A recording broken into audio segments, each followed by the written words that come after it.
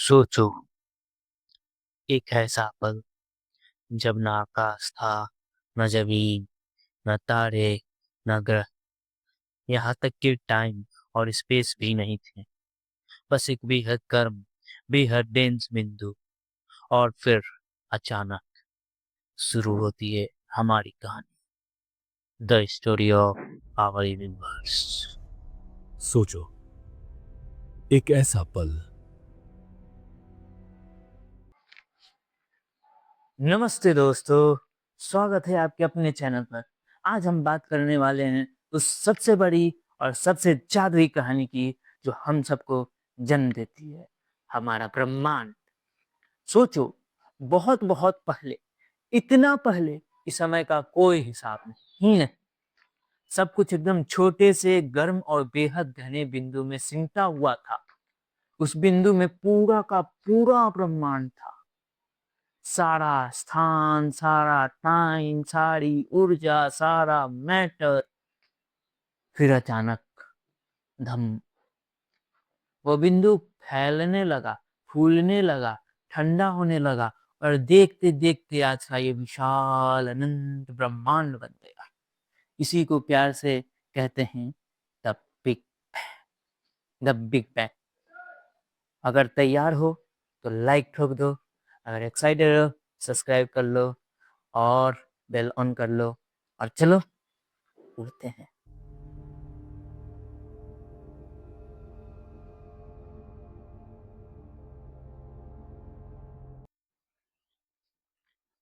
ये कहानी है उस यूनिवर्स की जिसने हम सबको जन्म दिया।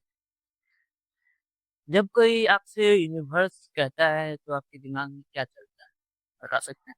यूनिवर्स से आप क्या समझते हैं? चलिए हम इसका देखते हैं। यूनिवर्स मतलब पूरा का पूरा स्पेस और टाइम। सिंपली कह सकते हैं entirety of space and time, जिसमें हर तरह का मैटर और एनर्जी शामिल है। जैसे galaxies, stars, planet, satellite, black energy, black matter. जो कुछ भी तुम्हें दिखाई देता है और जो नहीं भी कुछ दिखाई देता है, सब मिलकर यूनिवर्स कहलाता है। ठीक है? इस विशाल यूनिवर्स को समझने वाली साइंस को कहते हैं कॉस्मोलॉजी। ये पढ़ती है यूनिवर्स की ओरिजिन, इवोल्यूशन, स्ट्रक्चर और इसकी अल्टीमेट फेट को। दूसरी तरफ एस्ट्रोनॉमी, उन अध्ययों की स्टडी है जो यूनिवर्स के अंदर है, जैसे स्टार्स, प्लैनेट्स, नेबुला और गैलेक्सीज।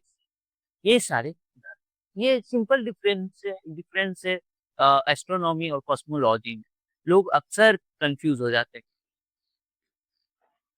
यूनिवर्स का स्केल वाकई दिमाग हिला दे। Hundreds of billions of galaxy, और हर गैलेक्सी के अंदर बिलियंस ऑफ स्टार। सोच सकते हैं, मतलब हंड्रेड्स ऑफ गैलेक्सी और उसके अंदर hundreds of billions of stars. Scientist मानते हैं कि सिर्फ ऑब्जर्वेबल यूनिवर्स में स्टार की संख्या लगभग 10 द पावर 22 से 10 द पावर 24 है। 24 के बीच है, हो सकती है। मतलब कि समझिए कि एक क्या है 22, एक क्या है 24 जीरो। समझ सकते हैं कितना बड़ा नंबर है? समझ सकते हैं, बहुत बड़ा है। यानी अगर तुम हर सेकंड एक एक तारे को गिनो, जिंदगी कम पड़ जाएगी। इतने स्टार्स हैं हमारे दिखने वाले यूनिवर्स में, ऑब्जर्वेबल यूनिवर्स, इतने स्टार्स। समझ सकते हैं? Can you imagine this? और इसी यूनिवर्स की स्टडी करता है कॉस्मोलॉजी, उसकी एवोल्यूशंस को, उसके स्ट्रक्चर को, कैसे ये इवोल्यूट हुआ, कैसे इसके स्ट्रक्चर है, कैसे इसका क्या इसका फ्यूचर होगा। इन्हीं सब चीजों को कॉस्मोलॉजी में स्टडी किया।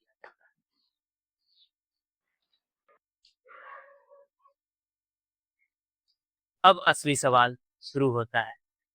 इतना बड़ा यूनिवर्स है हमारा, जिसके अंदर billions of stars, billions of galaxies हैं।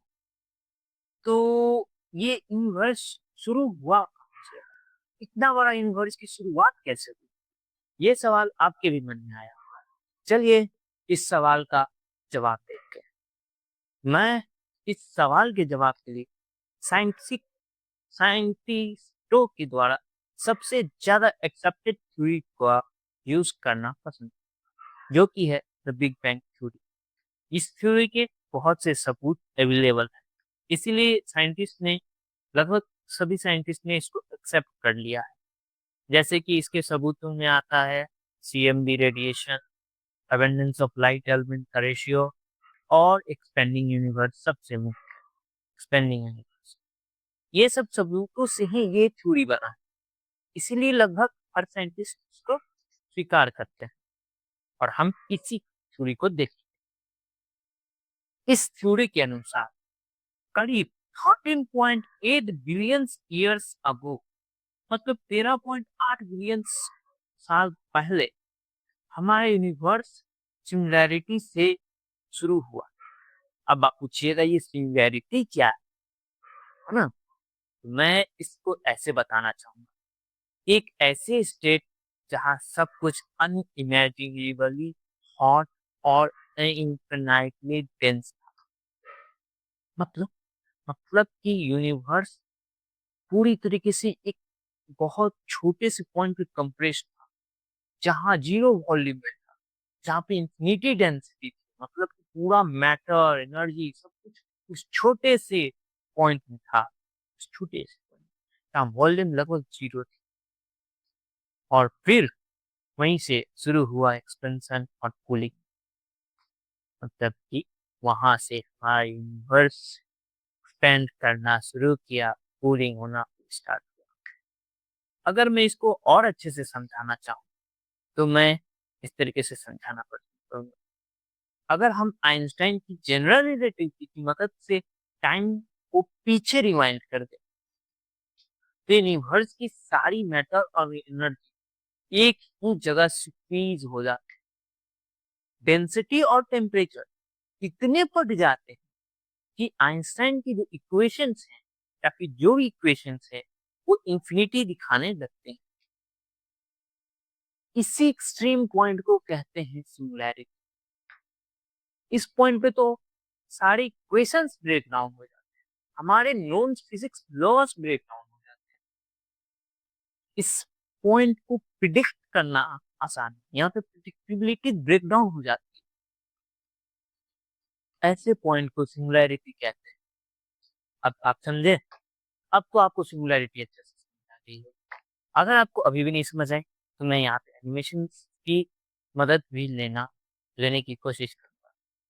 मैं अगर सिंगुलैरिटी को एक लाइन में अगर डिफाइन करना चाहूँ तो ऐसे डिफाइन करूंगा, singularity wasn't really a place in space, it was a moment in time। इसका मतलब क्या हुआ, इसको भी जरा बता देता हूँ। मतलब सिंगुलैरिटी वास्तव में अंतरिक्ष में कोई स्थान नहीं था, वह तो समय में एक पल था, क्षण था। मतलब कि सिंगुलैरिटी स्पेस में कोई प्लेस नहीं है, वह तो टाइम में एक मोमेंट है। अब तो आपको समझ में आ गया होगा, जहां हमारे नॉन फिजिक्स लॉज ही ब्रेक डाउन हो जाते हैं। इतना एक्सट्रीम पॉइंट जहां स्पेस टाइम बहुत ज्यादा इंफिनिटी कर्व हो जाता है। अब हम थोड़ी मॉडर्न फिजिक्स पे भी आते हैं। मॉडर्न फिजिक्स जैसे क्वांटम ग्रेविटी, इन सब चीजों का कहना है कि ये भी कहती हैं कि ये पिक्चर शायद पूरा नहीं, मॉडर्न फिजिक्स के हिसाब से ये पिक्चर शायद पूरा नहीं। क्वांटम ग्रेविटी जैसी थ्योरी सजेस्ट करती है कि यूनिवर्स लिटरली जीरो वॉल्यूम वाले पॉइंट से शुरू हुआ हो, ये जरूरी नहीं है। मतलब कि हमारा जरूरी नहीं कि हमारा यूनिवर्स जीरो वॉल्यूम वाले पॉइंट से ही शुरू हुआ हो। क्वांटम थ्योरी ये कहती है, उनका मानना है। लेकिन हम इस स्टोरी को ज्यादा अच्छा से समझाने के लिए और ज्यादा साइंटिफिक तौर से समझाने के लिए हम एक बेहद हॉट और दिन शुरुआती स्टेट मान लेते हैं यूनिवर्स का, और यहीं से हम अपनी कहानी को आगे बढ़ाते हैं। अब हम देख सकते हैं कि आज का स्वरूप यूनिवर्स को कैसे मिला। ठीक है, यूनिवर्स तो सिंगुलैरिटी से शुरू हुआ, हमने ये जान लिया। लेकिन आज इतना बड़ा ब्रह्मांड कैसे बन गया? इस पे भी चर्चा थोड़ा कर लेते हैं।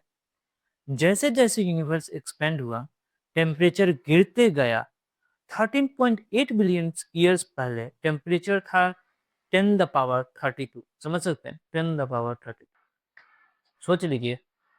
फिर कूलिंग शुरू हुआ। पहले बने टीनी एलिमेंट्री पार्टिकल्स, फिर उनसे बने एटम्स, और फिर बहुत लंबे समय बाद इन्हीं एटम्स ने पहली स्टार्स और गैलेक्सीज को जन्म दिया। क्वार्क्स, पहले क्वार्क्स फॉर्म हुए, फिर प्रोटॉन्स, फिर एटम्स, फिर स्टार्स, फिर धीरे धीरे गैलेक्सीज। ऐसे बना हमारा ये अनंत ब्रह्मांड।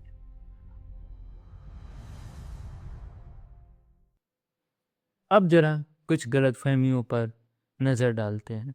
देखते हैं कि लोगों को आजकल बिग बैंग में बहुत से कन्फ्यूज़न होते हैं। अब हम उन गलतफहमियों को ज़रा देखते हैं। गलतफहमी नंबर 1, लोगों को सबसे पहला कन्फ्यूज़न बिग बैंग नाम से ही होता है। ये नाम ही बहुत कन्फ्यूज़न करने वाला है।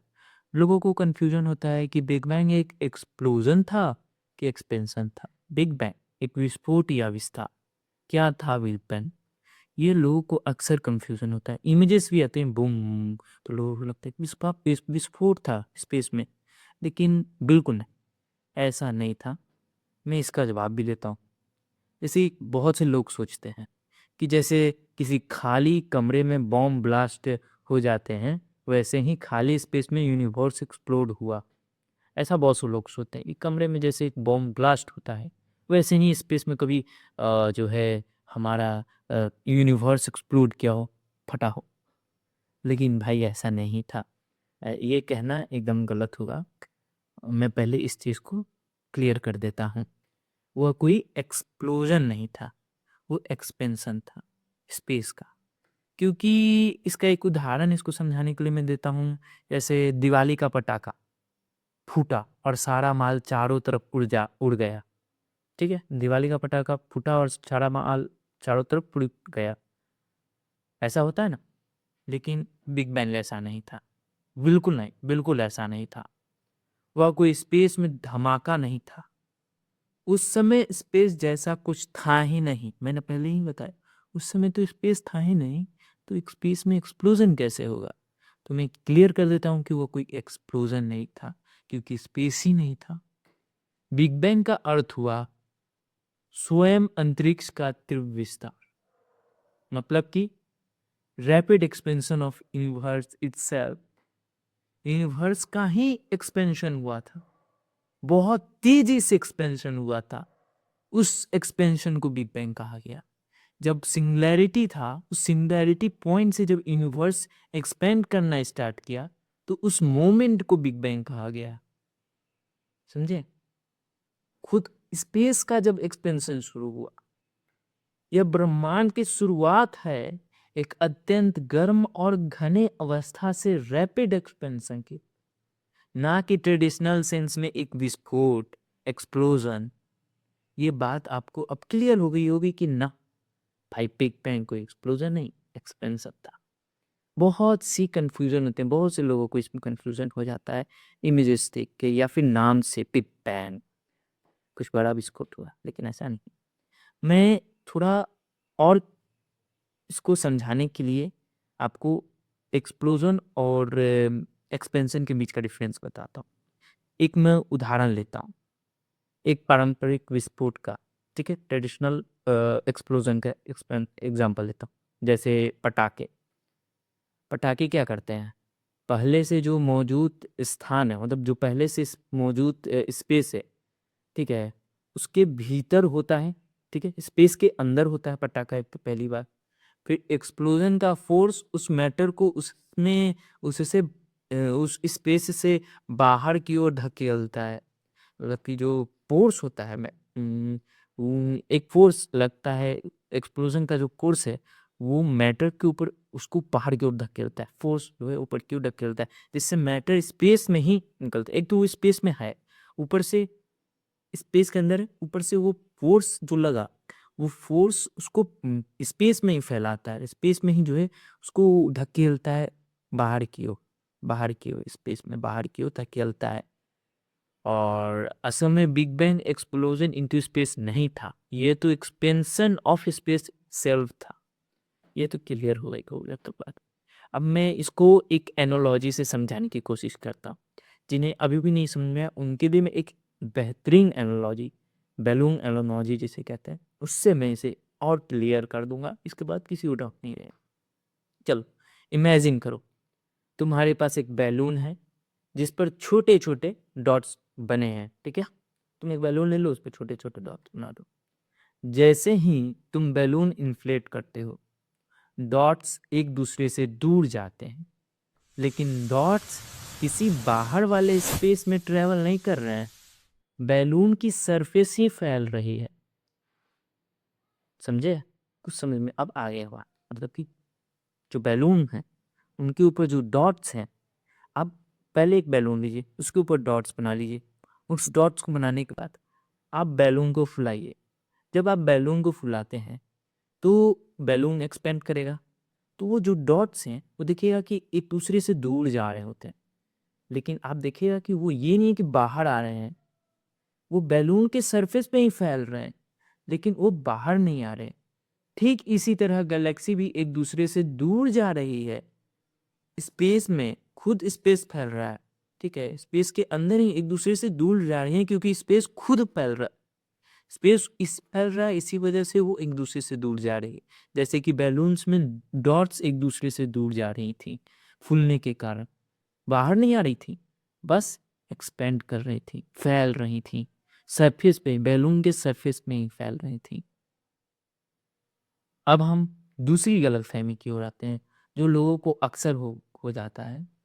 और वो गलतफहमी है कि कई लोग सोचते हैं कि सिंगुलैरिटी पहले से मौजूद शून्य में मैटर की एक छोटी सी गेंद थी। मतलब मैं इसको थोड़ा और क्लियर कर देता हूँ कि सिंगुलैरिटी जो है पहले से कोई जीरो वॉल्यूम में पहले से कोई मैटर का गेंद है जो किसी खाली स्पेस में तैर रही है, ठीक है। लोग सोचते हैं, इमेज देखते हैं, जैसे खाली स्पेस में सिंगुलैरिटी तैर रही है, ठीक है, एक मैटर का बॉल है, ठीक है, ऐसा लोग सोचते हैं। रियलिटी में यह है कि वह गेंद है यूनिवर्स, वो गेंद असल में यूनिवर्स ही, उसी में सारा स्पेस, सारा टाइम और सारी मैटर एनर्जी शामिल थी। उसके बाहर न स्पेस था न टाइम। स्पेस तो तब होगा जब डिस्टेंस हो, और डिस्टेंस मेजर करने के लिए दो पॉइंट चाहिए होता है। जैसे यहाँ एक पॉइंट है, यहाँ एक पॉइंट है, दो पॉइंट से तभी तो हम दोनों के बीच का डिस्टेंस नापेंगे। लेकिन सिंगुलैरिटी के समय ऐसा तो था ही नहीं, वहाँ तो बस एक ही चीज़ थी, सिंगुलैरिटी, एक पॉइंट जहाँ पे सब कुछ एक जगह कॉन्सेंट्रेटेड था। तो वहाँ पे आप मेज़र क्या कीजिए ना, तो डिस्टेंस होगा ही नहीं। अगर डिस्टेंस ही नहीं होगा तो आप स्पेस की बात कैसे कर सकते हैं। ऐसी ही कहानी आप टाइम के साथ भी देख सकते हैं। टाइम को मेजर करने के लिए तो कोई कोई ना कोई घटना होनी चाहिए ना। हाँ, मैं किसी घटना के रिस्पेक्ट में कोई दूसरा घटना कहता हूँ। मैंने सुबह खाना खाने के बाद उससे लड़ाई की, तो एक घटना से मैंने उसको रिलेटेड किया। अकबर का बेटा जो भी था हम ऐसे कहते हैं ना कि अकबर का बेटा, जहांगीर का बेटा, तो ऐसे कहते हैं, तो हम एक टाइम को रिस्पेक्ट में लेके चलते हैं, किसके बाद ये, इसके बाद ही। लेकिन उस समय तो कुछ भी नहीं रहा था, उस समय क्या, हम किस चीज़, कोई घटना ही नहीं थी, एक सिंगुलैरिटी पॉइंट था। तो उस पॉइंट को प्रिडिक्ट करना बहुत मुश्किल है। उस टाइम पे प्रिडिक्शन बहुत मतलब कि ब्रेक डाउन ही हो जाता है लगभग लगभग, तो आप प्रिडिक्ट ही नहीं कर सकते हैं क्या। तो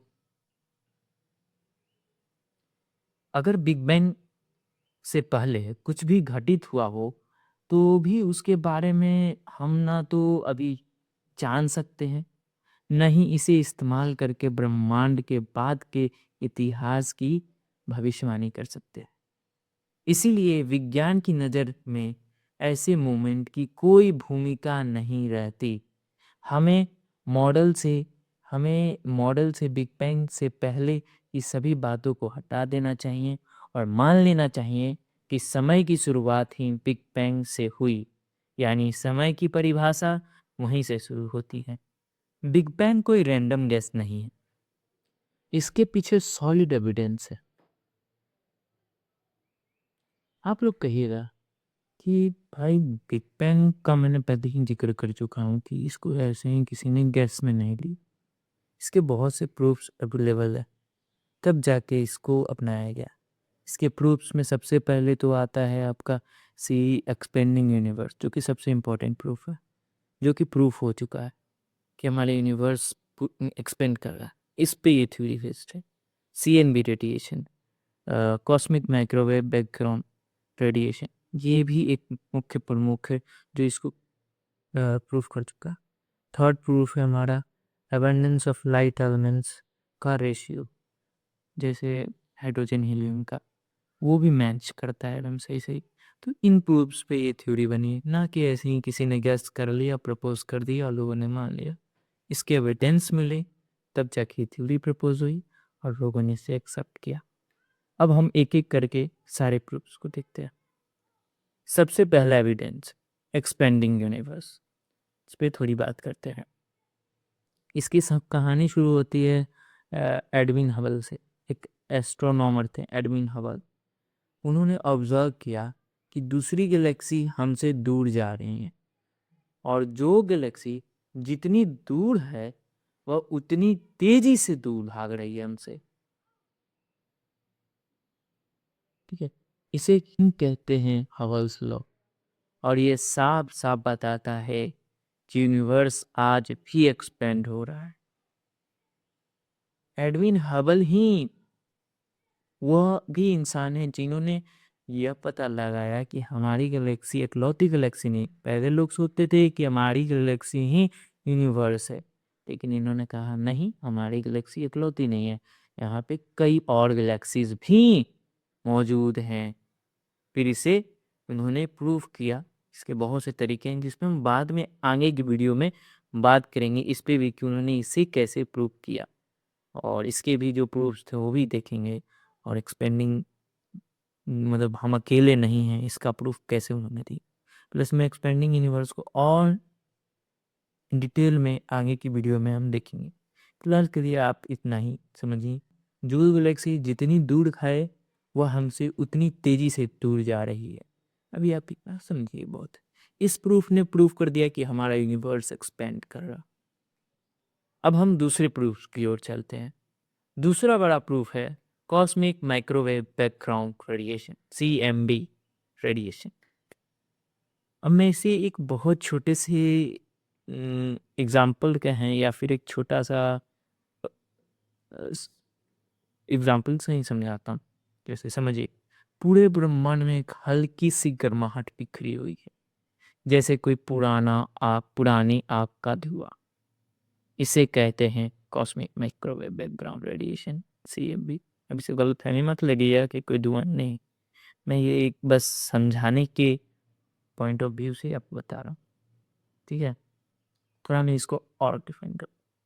यह बिग बैंग की आफ्टर ग्लो है, एक पेंट थर्मल रेडिएशन जो पूरे यूनिवर्स में फैली हुई है। ये वो सबसे पुरानी लाइट है जिसे हम आज डिटेक्ट कर सकते हैं। समझे? ये यूनिवर्स की सबसे पुरानी लाइट है, और ये आफ्टर ग्लो यूनिवर्स का मतलब कि पहले जो यूनिवर्स था वो कैसा था उसका आज एक प्रेजेंट में प्रूफ है, समझिए। तो अब इसको कैसे लोगों ने फाइंड किया, कैसे आया ये, अब उस पर चर्चा करते हैं।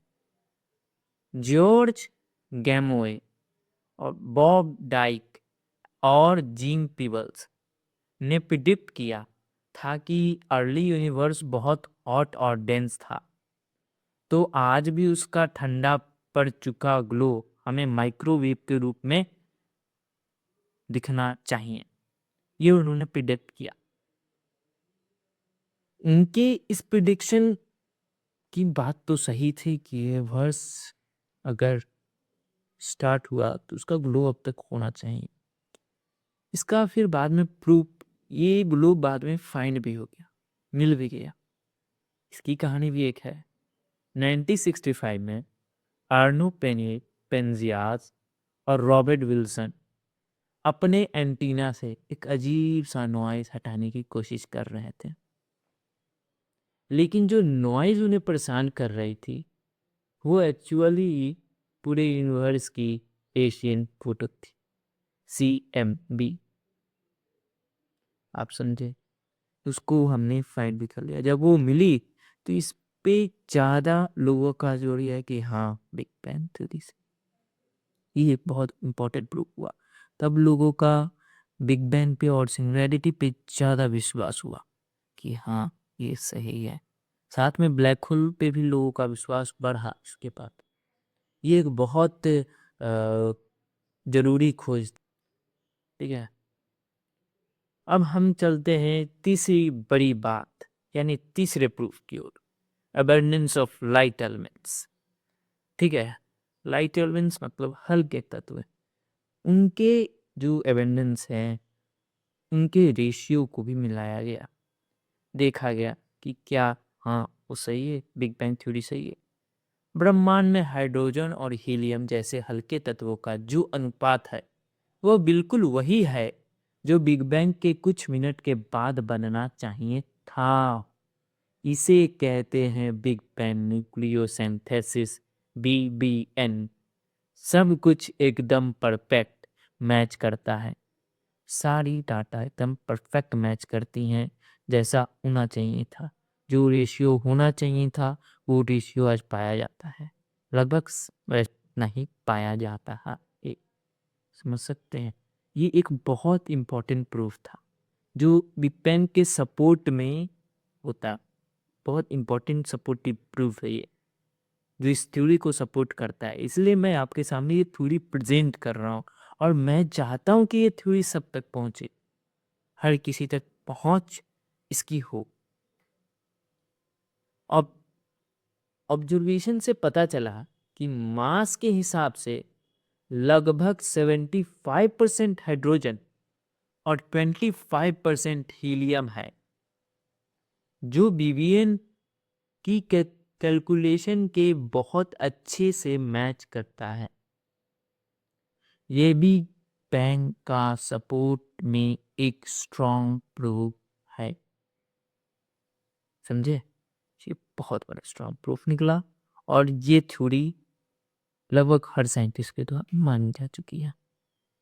अब आपको बिलीव करना है या नहीं ये आप पर डिपेंड करता है, बट मेरा मानना है कि आप खुद इसको ट्राई करें और अपना विचार खुद से रखें। तो दोस्तों हम सब स्टार डस्ट हैं, तारों की धूलों से बने हुए हैं। हमारा ब्रह्मांड आज भी फैल रहा है और हम उसकी गोद में हैं। आज की कहानी यहीं तक। अगले एपिसोड में मैं बताऊंगा दुनिया भर के पुराने मिथ्स में ब्रह्मांड को कैसे देखा जाता था। दुनिया के अलग अलग सभ्यताओं ने अपने अपने कॉस्मिक मॉडल्स बनाए, कहीं कॉस्मिक एग, कहीं वर्ल्ड ट्री, कहीं देवताओं की रचना की कहानियां। अगली वीडियो में हम देखेंगे कि इन एशियंट कॉस्मिक स्टोरीज ने मॉडर्न साइंस और कॉस्मोलॉजी को क्या क्या इनडायरेक्टली सिखाया। अगर वीडियो अच्छी लगी हो तो लाइक कीजिएगा, कमेंट में बताओ तुम्हें ब्रह्मांड का कौन सा रहस्य सबसे मजेदार लगा। अगर वीडियो अच्छी लगी तो लाइक कीजिए। अगर आपको कुछ नॉलेजेबल चीज मिली हो आज आज अगर आप कुछ इस वीडियो से सीखें तो जरूर सब्सक्राइब करें। मिलते हैं अगली वीडियो में, तब तक ऊपर तारे गिनते रहो।